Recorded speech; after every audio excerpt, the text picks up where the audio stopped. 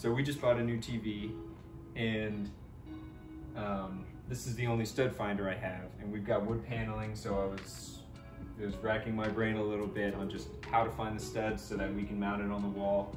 And so I just, while I was figuring it out, and I did figure it out, I thought it'd be a good chance to just make a quick video on just how to find your studs in wood paneling, maybe if you don't have a electric stud finder. So this may not be the case everywhere, but for our situation, the first thing you can do is look for an exposed nail or screw in our case. We just so happen to have a screw that I can see here.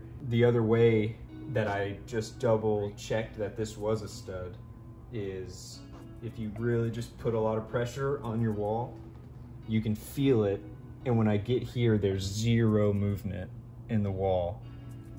And if you come to this side, I also found this other, clearly a nail or a screw that they caulked or something like that.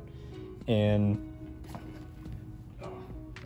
if I take my measuring tape and I go to that screw that I believe is in a stud, and I measure to the other one that I believe is in a stud, you'll see it's 48 inches. And if you look at the tape measure, every 16 inches is a stud, and they're marked on the tape measure in red.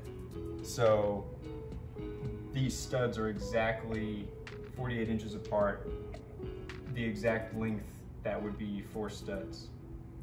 And so if you look in the middle of the tape, there'd be another stud at 16 and another stud at 32 inches.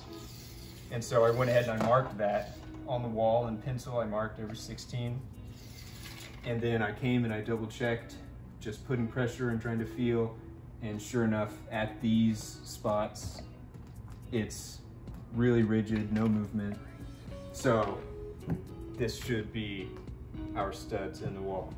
All right, well that's it. We were in the middle of doing this, so I figured why not make a quick little video just to help out anyone who might be in the same situation. So I'll see you in the next video.